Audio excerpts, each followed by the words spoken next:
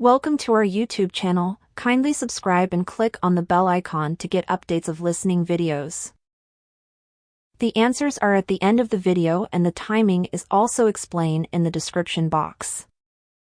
Do not forget to comment your listening band score in the comments section. Section 1. You will hear a man arranging to get a telephone connection. First, you have some time to look at questions 1 to 4.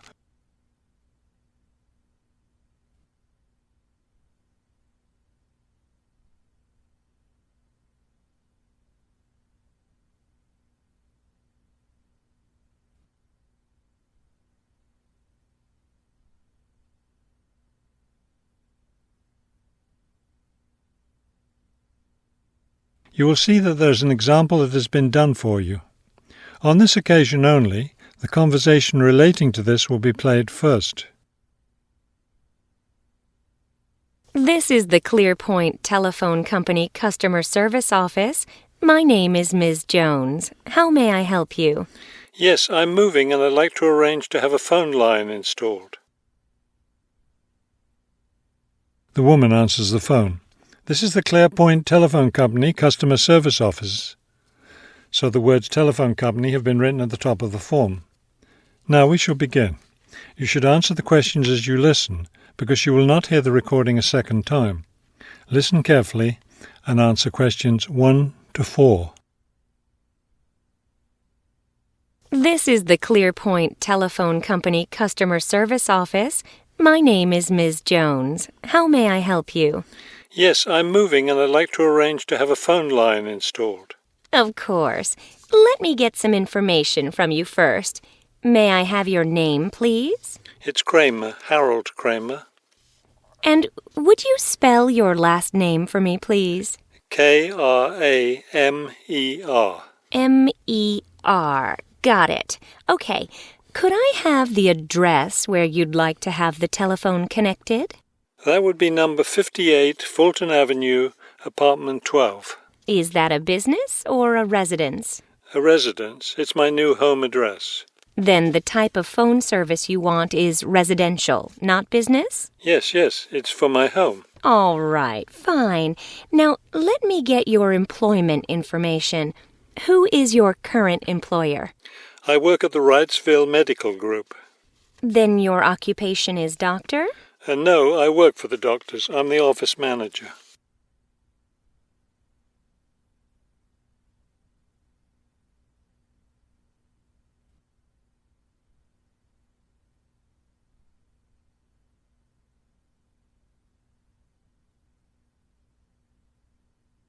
Now listen and answer questions 5 to 10.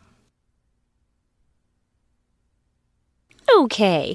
And could I have your work phone number? It's 637-555-9014.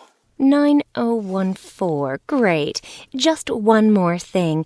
I need to know how long you've been at your current job. I've been working there for quite a while now. Let me see. 9, that's right, 9 years. Okay, good. You've been there long enough, so I don't need to ask about any other work history. Now, in addition to our basic phone service, we have several special services available. Could you explain them to me? Most customers opt for unlimited long-distance service. It really saves you money if you make a lot of long-distance calls. That sounds like a good idea. Then I'll put you down for long-distance service. Another popular service is voicemail. Voicemail takes all your messages electronically, and all it takes is one simple phone call to retrieve them. Voicemail. No, I don't think so. I have an answering machine to take my messages. It's old, but it still works fine. We also provide internet service if you're interested in that. I am. Please put me down for internet as well as phone service. Right. Okay, I think we're almost finished. I just need to schedule a time for the technician to go to your apartment and do the installation. Let me see. What about next Tuesday? Would that work for you? No, not Tuesday. I'll be at a conference all day. Wednesday would work, though. I'm afraid I won't have any technicians in your area on Wednesday. I could send someone on Friday. That would be fine. What time of day works best for you, morning or afternoon? Morning would be best. All right then, it's on the schedule. Do you have any questions? No, I don't think so. Thank you for calling Clearpoint. That is the end of section 1. You now have half a minute to check your answers.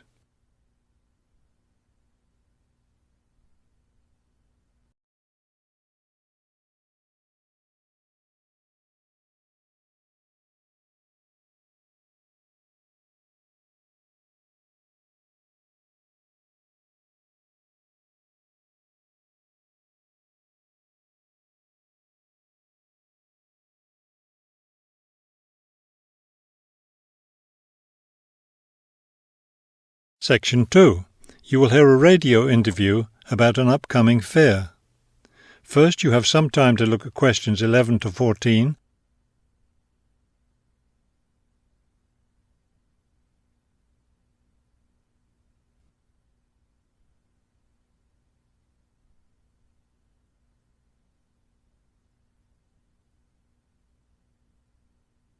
As you listen to the first part of the talk, answer questions 11 to 14. Good afternoon and welcome to City Hour, the radio show that brings you all the latest information about events in and around our city. Today we have with us Cynthia Smith, who is heading up this year's City Fair. Cynthia, would you start by giving us some of the basic information about the fair? Where will it take place this year? I'm glad you asked that question because I know most people will be expecting the fair to be at the fairgrounds as usual, but we've had to change the location this year due to some construction work. You know, they're building the new high school in that neighbourhood and they've been using the fairgrounds as a place to store construction materials. So we've moved the fair to City Park, which I think is a wonderful location. Yes, that will be a great place for the fair. I understand that the fair begins on Friday morning with a special opening event. Actually, it won't begin until that evening, but you're right about the special event. Traditionally, we've begun with a parade, but this year our opening event will be a special dance performance. And the most exciting part is that the mayor will be one of the dancers. The mayor is a woman of many talents. Cynthia, could you tell our listeners about the price of admission? What will it cost to attend the fair? We're trying to keep the price down as much as possible. A 3-day pass is just $25, or you can buy a Saturday or Sunday only pass for $15. The opening event on Friday, the dance performance, doesn't cost anything to attend, and we're hoping a lot of people will come to watch that.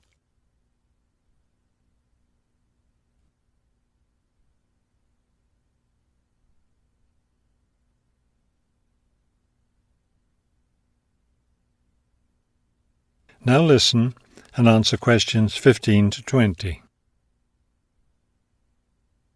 Could you tell us about some of the events planned for Saturday and Sunday, the main days of the fair? We have a lot of exciting things planned.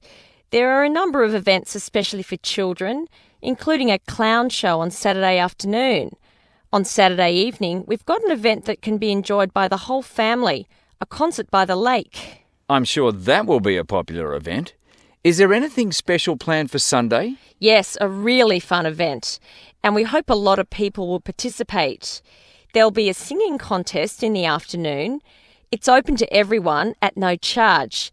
It doesn't matter whether you're an experienced singer or not. If you've always dreamed of singing on stage, this is your chance. That sounds like a lot of fun. I think it will be. I'd also like your listeners to know that besides the special events I've mentioned, there will be things taking place all weekend. For example, at the food court, international food will be served. You'll be able to sample dishes from all around the world. There will also be special games for children at different locations around the fair. Will there be things people can buy, souvenirs, anything like that?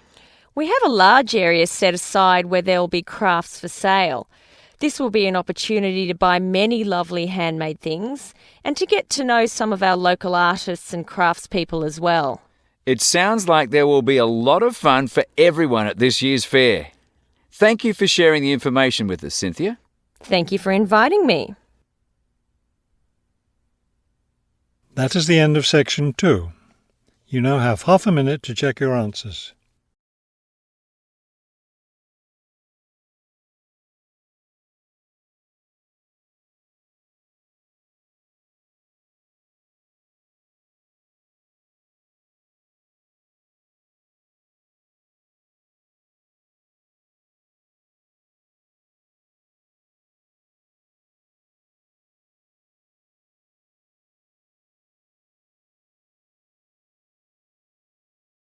Section 3. You will hear a conversation between a prospective student and a university advisor about applying to enter the university. First, you have some time to look at questions 21 to 23.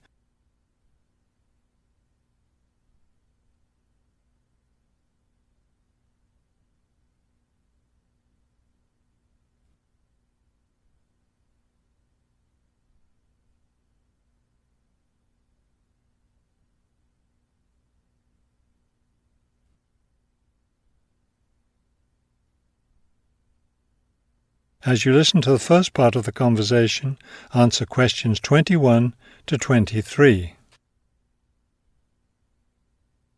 I'm interested in entering your business administration program, and I'd like some information on how to apply. I'm a little concerned because I've been out of school for a number of years. That could actually work to your advantage. It's possible to get academic credit for work experience if that experience is related to courses in our program. I've been working in business for several years. How would I get academic credit for that? First, you'll need to read the university catalogue to see if any of the course descriptions match your specific job experience. For example, if you've worked in accounting, you may be able to get credit for an accounting course.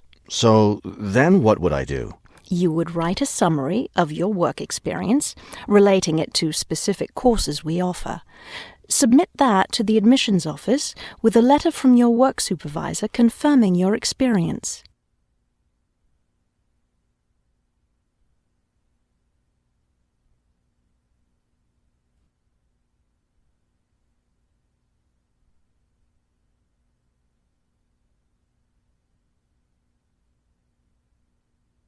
Now listen and answer questions 24 to 30.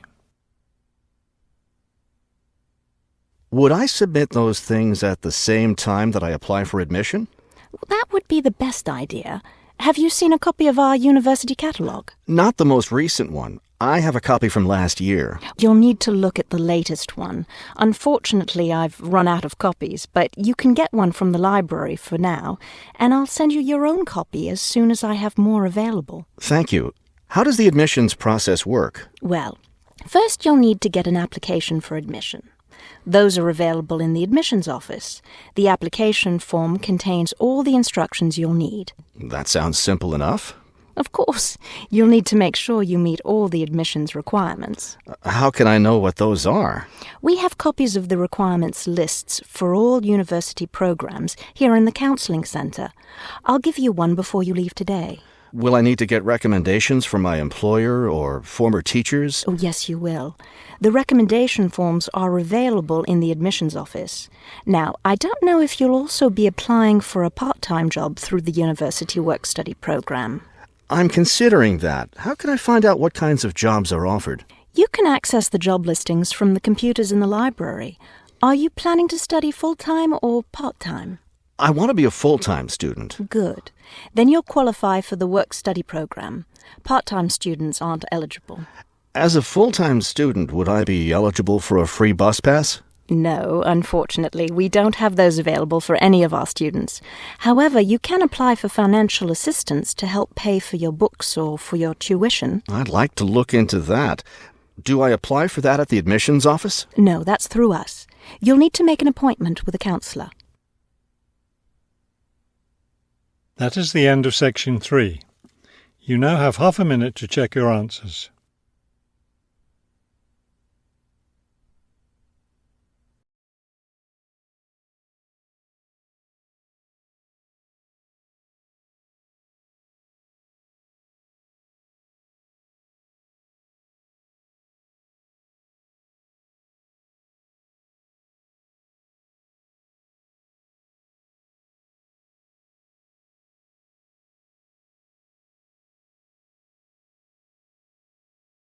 Section 4. You will hear a lecture about the black bear. First, you have some time to look at questions 31 to 35.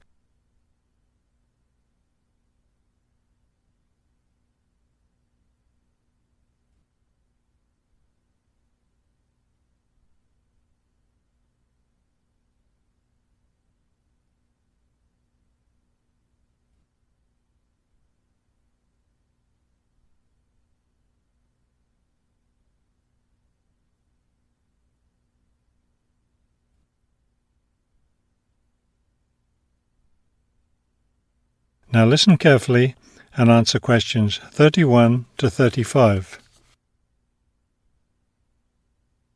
The black bear, or Ursus americanus, has a wide range inhabiting forested areas of North America, including Canada, the United States, and parts of northern Mexico. Black bears are omnivores, getting their nutrition from a wide variety of plants and animals. The particular foods any one bear eats depends on what's available in the area where that bear lives, as well as on the season of the year. Generally speaking, plant foods make up 90% of the bear's diet. The rest of its meals consist of animal foods, such as insects and fish. Bears have a relatively long gestation period. Mating takes place in the spring or early summer, but bear cubs aren't born until the following winter. Usually, 2 cubs are born at a time, although some litters may have as many as 5 cubs. Bear cubs are dependent on their mother and may stay with her for close to 2 years. Wild black bears can live as long as 25 years. They've lived for as long as 30 years or more in captivity.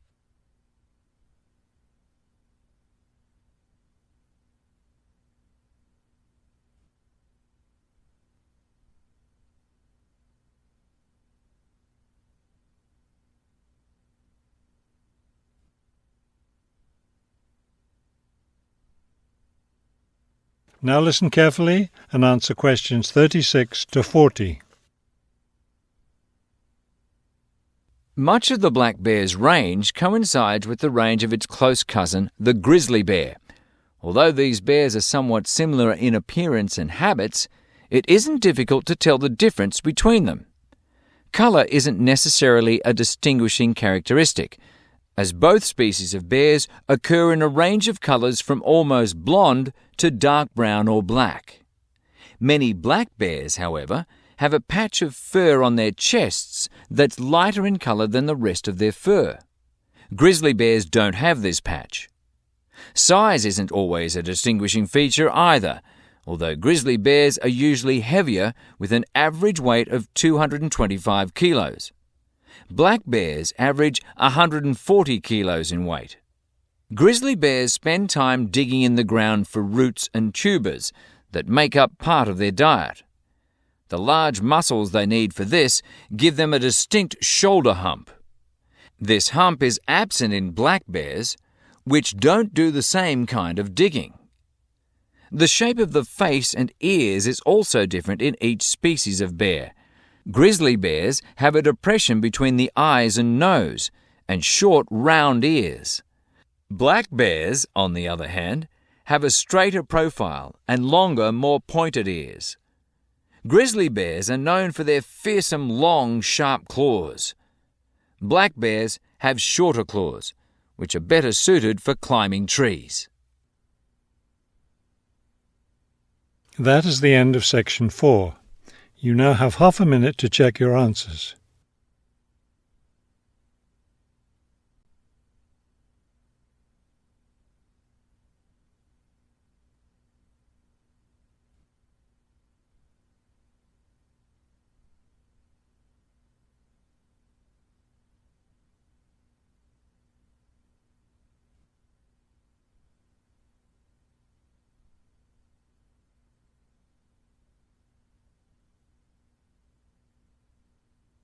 You will now have 10 minutes to transfer your answers to the listening answer sheet.